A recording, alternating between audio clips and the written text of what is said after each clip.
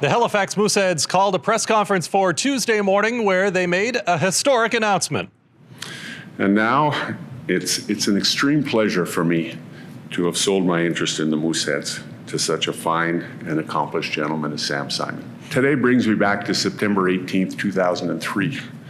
And Derek Oland and I walked out to center ice and had a ceremonial face-off. And I dropped this puck on the ice that day. And I've kept it on my desk all these years.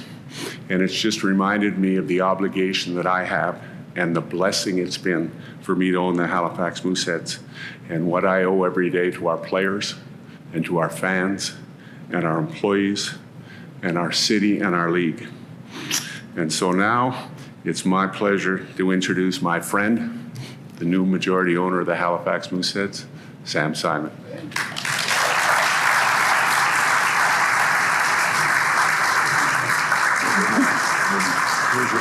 You're a good man. Good man. We're so happy to be here. Bobby, you have accomplished tremendously in the last 20 years, and you're right, you have a great team. We're going to make sure we have great experience to our fans. That's going to be our number one. And then the community. I am going to be listening. I'm going to be learning. I'm going to do everything in my power to make sure to tell you that you will see a huge difference. We're going to get better. So, and then we win championships. So that's going to be something that we're going to work very, very, very hard. The fans is unbelievable. I mean, you have a town that believes in Moosehead. That's what sold us. That's what wanted us to be here.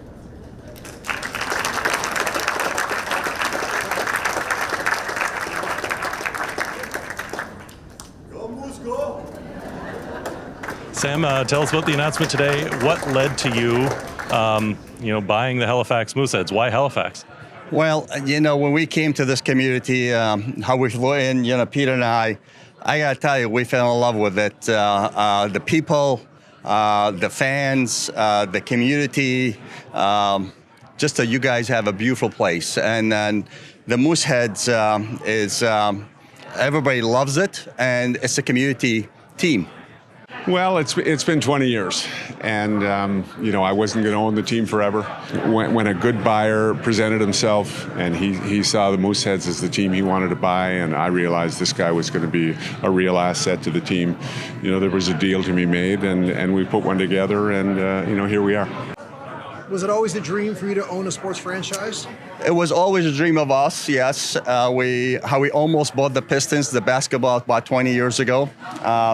But again, now with my son Peter, who loves the sport.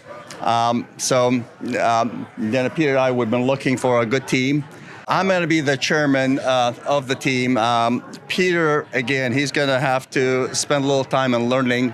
Bobby's going to be helping Peter to learn the hockey.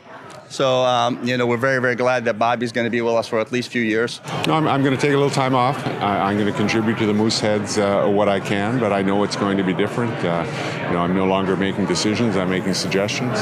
And, we'll see what happens from here.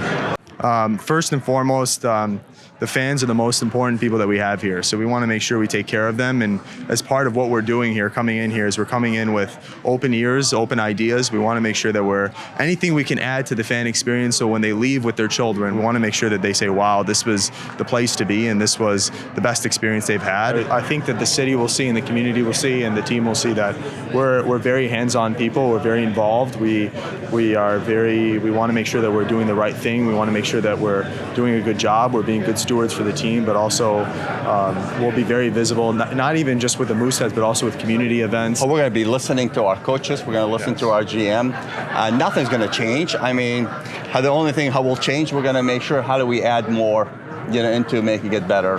But after 20 years, I remember very early in my tenure, people around town say, you're going to keep the team for a year or two and flip it and move on. And I said, I'm going to own this team when I'm 65.